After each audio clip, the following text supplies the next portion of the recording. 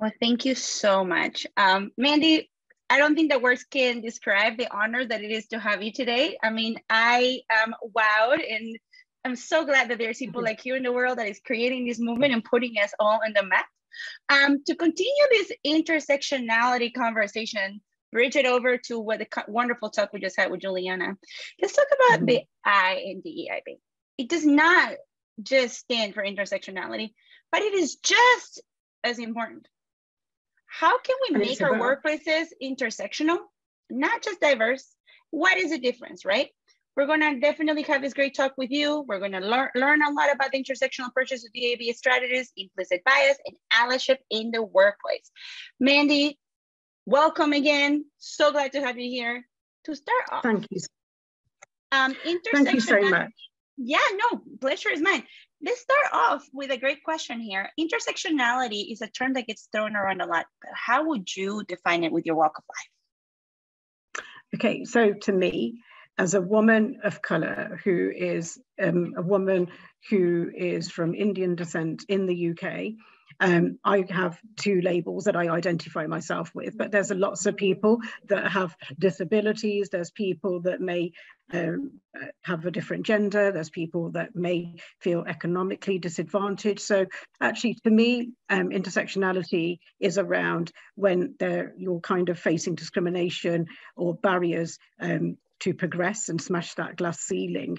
And it's about how do we address those? And for me, I think over the last 30-something years, I've seen a lot of things, lots of new terms come along and lots of things always changing. But the thing is, people face discrimination on multiple areas in their life. And sometimes people don't know how to deal with that. So for instance, in the workplace, sometimes a woman might feel like, oh, she's been not been promoted because of her race, but actually it could have been because of her gender. It could be that actually because of her sexuality and her disability. So it's about looking at it as a whole and not individually. So those are the sort of things. And it was created by Crimbley, who was in America, who kind of looked at Black feminists and then looked at the Black men and looking at actually the white feminists didn't represent the Black women, and then the Afro-Caribbean men didn't always represent, the diversity. So I think then that's where it kind of came from many, many years ago now.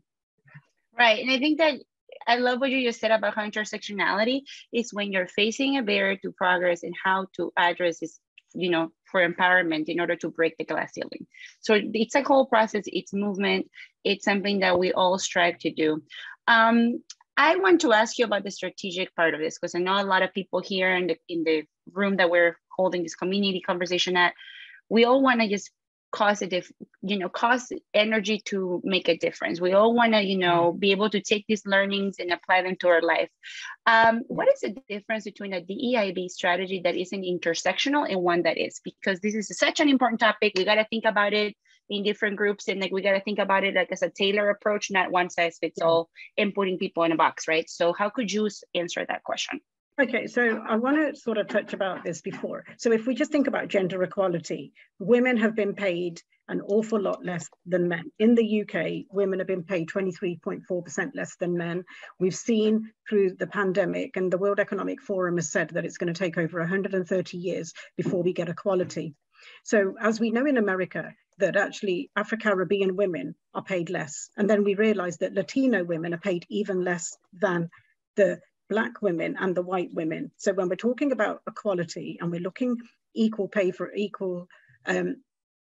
fair pay for the same job, we need to look at those barriers, and we need to look at challenging our practices and our policies. We need to be looking at being an ally in the workplace. And I've seen this for the last 30 odd years, where people want to bring people in to come and speak. And I'll give you a really good example. Sometimes people will say to me, oh, Mandy, I'm going to invite so-and-so to the UN, but actually they don't want to pay them, not just the UN, but other organizations as well, but not want to pay people for their expertise and their knowledge or for their time. And I always have to try and say to people, time is money. And sometimes people will say, oh, I'm just grateful to be here. I'm just grateful to have a seat at the table.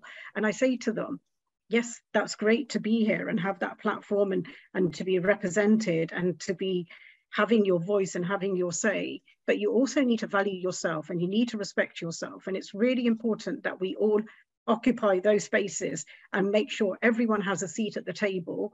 And if they have got the same knowledge, that they are treated fairly. And just because they come from a different group or they have a disability or a different gender does not mean that they get excluded, because it's about inclusion for me. Right. And there's so many, you know, we just talked about like there's visible and non-visible aspects to our intersectionality, and you hit it in the nail there, right? We have to occupy space as people of the different communities. Then we have to, you know, by occupying the space, like creating a movement of education around us, facilitate.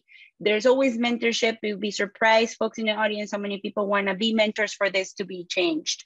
And I love that you talked about the impact, you know, women having paid a lot less than men in the impact of the pandemic. You know, there is the study that you referred to. There is a McKinsey study that talked about it as well, how it's going to take beyond 100 years.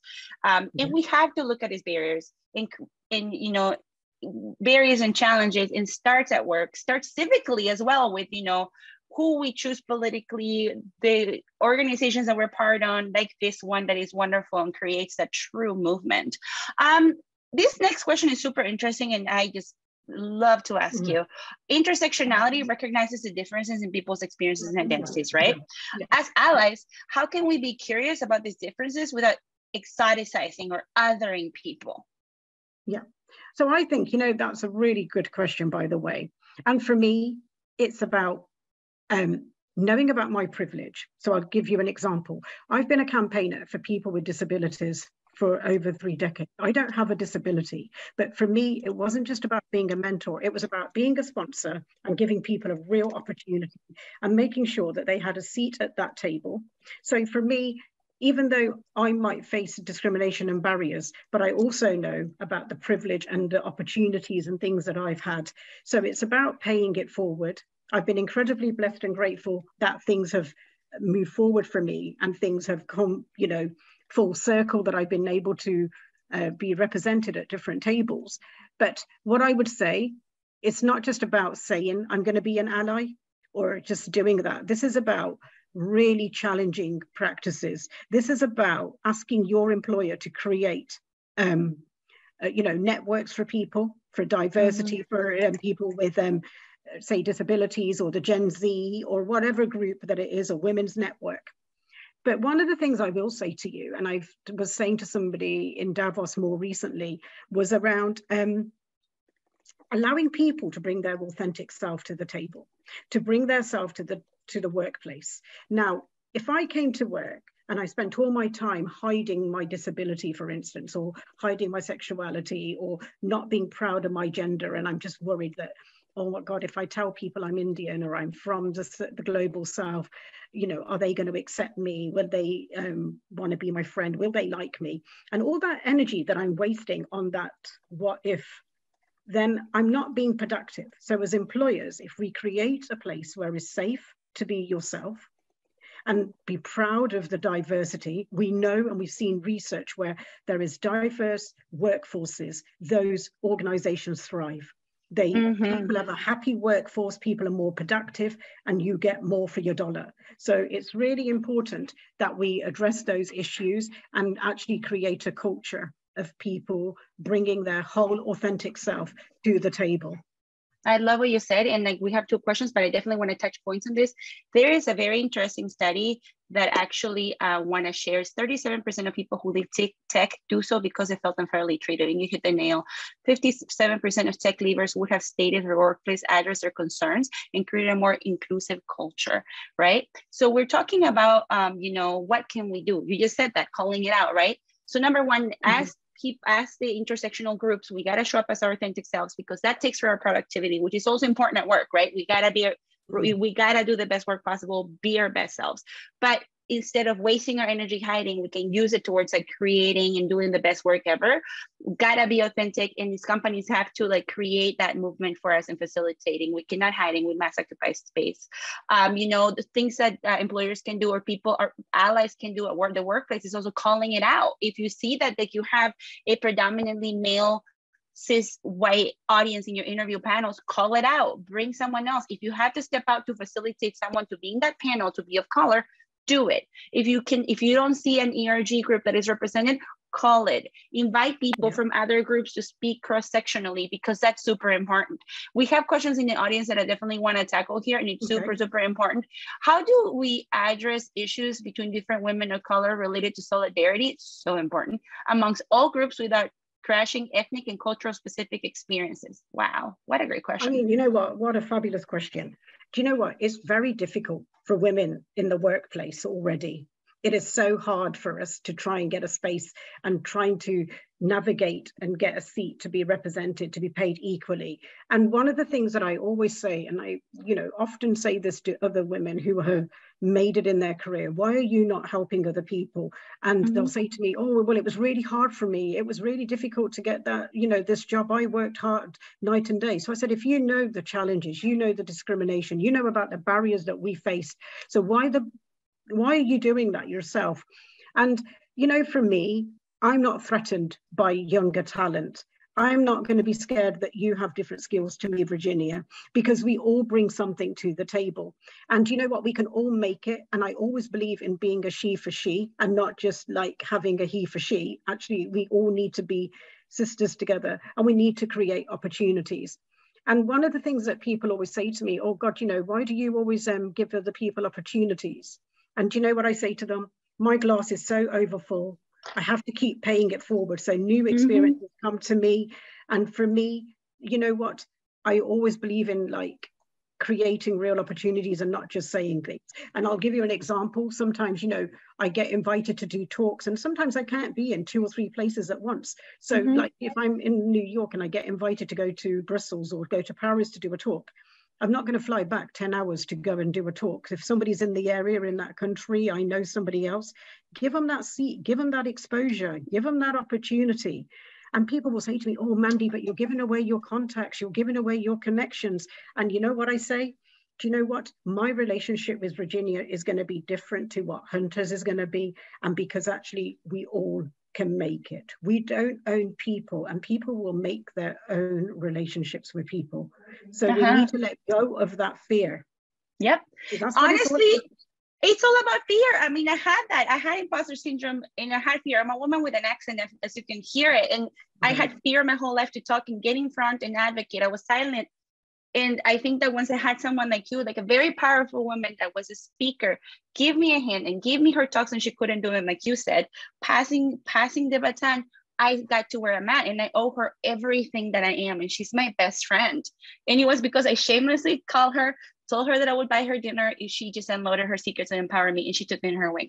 So, I mean, you can make a difference. And then also those seeking mentorship, you would be surprised, because I have like 5 mentees at the time that I empower in the same way. Yeah. You talk about how we are not intimidated by each other, right? We're different generations here.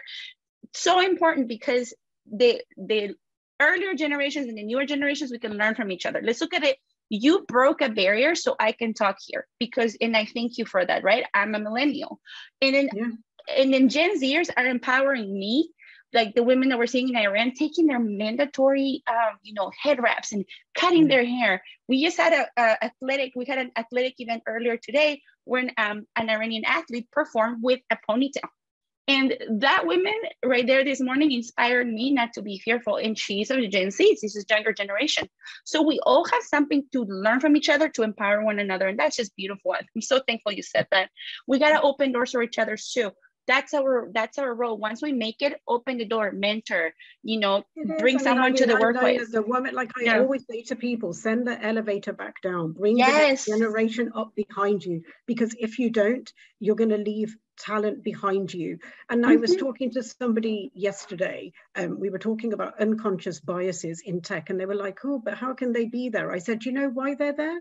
It's because we don't have representation in those rooms where the things are being created. So actually, if we've got middle-aged white men in Silicon Valley putting the data in, and that's great. But if you don't have somebody with a disability there, not able to tell you about their challenges, or a Latino woman telling you about her barriers and her challenges, or an Afro-American person, or a gay Asian person, or whatever somebody is, we need that diversity. And we have seen this where tech has made some real mistakes. There was a camera company where they had this really clever thing that it wouldn't take photographs if your eyes weren't open, because trust me, my photos are yeah. But actually, there were people from China and North Korea and places where their eyes were slightly small. The camera wouldn't take photographs. Mm-hmm. So that was because the people that created it hadn't thought about its audience. Yep. So again, 100%. It's those little things that we don't think about. And we think, oh, wow, this isn't like this. This is how this is working. And it's so, so important that we have these conversations. Yeah, send the elevator back down. I'm going to quote that. This is something we all have to learn, everyone in here. So Sulen Rubalkova has a great question that is tied to my next one. So I'm going to do a twofold question here. How do you advocate for DEIB in the workforce without backfiring, right? This happens often as she continues to experience this. And this has a lot to do with the next question, which was about intersectional approach tackling implicit bias. Yeah. So how could you explain these two things? Number one, advocating fearlessly, and then, tackling that implicit bias. These two go together so well. Yeah, I would love your insights. Okay, so as a woman of diversity, as a woman of color, I'm very proud of who I am, and I'm not ashamed of being a 50-something-year-old Asian woman. I own my flaws. I'm happy with who I am, and for me, it's important that I show other women and be proud of this, because it comes back to my earlier point, where people are not authentic and they're pretending to be something they're not. The imposter syndrome, because they want to fit in, they want to be liked. They sometimes will hide their culture. I'm proud of my heritage. I'm very proud of my culture because it brings a lot of, I speak different languages, I bring different skills. And sometimes I always say to the next generation, be proud of who you are. Don't lose who you are just to fit into a room, because actually you are very replaceable. But if you bring your authentic self to the table and people see you, then trust me, that is the secret to success. And I always say that to people. And I think, I don't believe in looking down at anyone unless I'm pulling them up. And I'm known as a woman lifting the next generation off the sticky floor by addressing the social economic barriers facing the next generation. And for me, it's not just about being a mentor or an ally. It really is about showcasing the next generation and younger women. And I have women sometimes say to me, oh, but so-and-so so much prettier than you. And I said, yeah, well, that's fine, because I'm not standing for Miss World. I'm talking about human rights. I'm talking about violations. I'm talking about abuse. So you know what? It's not a beauty contest, and I'm not standing for this. And it's just about tackling people's insecurities by having an honest conversation and saying to them, look, be proud of who you are, be authentic, be genuine, don't hide who you are. Right. I mean, I think that if it doesn't make you uncomfortable, it won't change you. And the other thing is, I did this in a podcast, the same question, and it was about the number one thing that people like, that people like to do is to be heard, right? You want to learn, but you want to be heard. So I think that listening to those that have the curiosity, listening to those that want to learn more about our community, and being able to gap those bridges right there by their curiosity and answering their questions and helping them out helps. Also with our community, you hit it in the nail. It's not a beauty contest. It's not a competition either. It's sisterhood. You gotta be happy with your earnings. As we age is an earning. Road travel is an earning. Life experiences, heritage. That's a medicine to imposter syndrome. It's a gift that keeps on giving. Cannot look down, gotta pull up, and showcasing versus mentorship. I love that. How does intersectionality create an environment where we can bring our authentic self to work? So basically, you already talked about this, but let's take it one notch further. How can we use that to leverage that race? How can we do that to advocate to open a new ERG? How can we advocate that by calling out the lack of, representation in the new additions to the team? How can we actually do this and apply it for change? Yeah. So I think, it's about recognizing microaggressions in the workplace. This is about, I'll say something to you, oh, Oh, I don't have a problem with Latinos. I have a friend who's a Latino. Oh, I like gay people. I have a friend that's gay. Oh, can I touch your hair? I've never felt Afro-Caribbean hair before. You know, these things are not, and it's like a little mosquito that keeps coming at you. Sometimes it doesn't bother you the first time, but you know, when it keeps biting you and it keeps making those comments, it starts to bug you. So it's about having networks to educate the workplace. It's about having meetings and allowing people to talk about their culture. And it's about calling out bad practices. It's about creating a safe space. And it's not just about saying, oh, we're going to create a culture where you can be authentic, but actually, oh, I didn't like what you said, Virginia, so we're not going to listen to that bit today. So that you shut somebody down. So it is about actually really putting your money where your mouth is and saying and creating that real place. Because I see sometimes I get a lot of lip service. I get this, oh, I'm going to do this, Mandy, I'm going to do it. And I go back 6 months later, a year later, and we're back to square one. Nothing's changed. You keep losing talent. And I always say to companies, you know what, you've invested in Hunter, you've paid for his training, you've done all this stuff now. So why you're going to lose him? Because you can't respect him and you can't celebrate his diversity and his difference. What is that about? So it is about calling that out. It is about actually saying, no, enough's enough. We need to have this conversation and actually really encourage our employers to have a inclusion diversity policy. Make sure that people have an understanding of different cultures in the workplace. And we can do things simple where sometimes, you know what, people bring in a dish from their culture. Food unites people. It's good to bring people together and have a conversation. And, you know, you could talk about like, this is my mum's favorite dish or my grandma's dish or whatever it is, because I can promise you food unites people.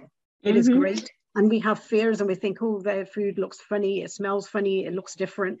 It is sometimes simple things like that that we can do that can really make a difference. I love what you said. Have you watched Padma Lakshmi's shows?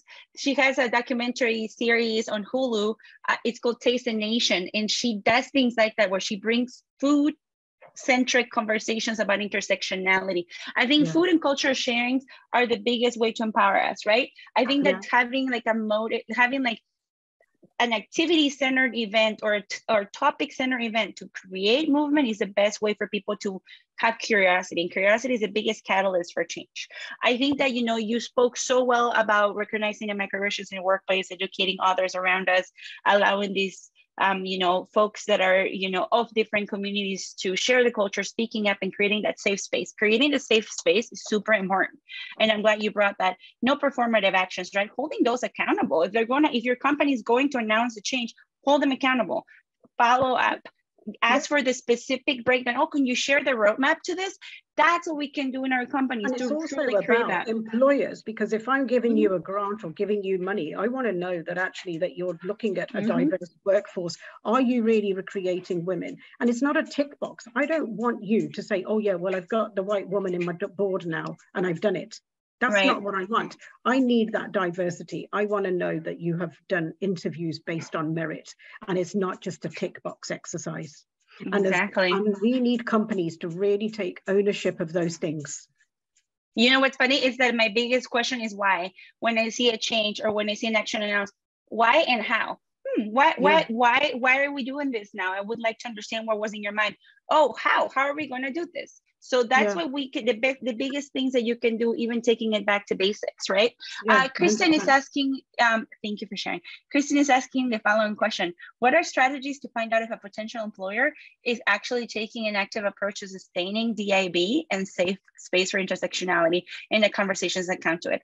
Interesting. That's a really good question. And I think, you know what, I would look at their policies and procedures, because actually a lot of good companies, if you look at some of the big tech companies, the big banking companies, and lots of companies, they actually put their equality policies on the internet.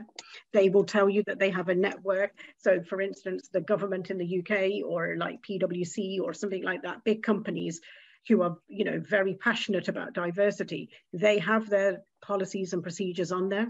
When you're looking for a job, look at the people that they've got in the company. Go and do a bit of research on LinkedIn. See, actually, do they have people that look like me? Do you think that they're going to do that?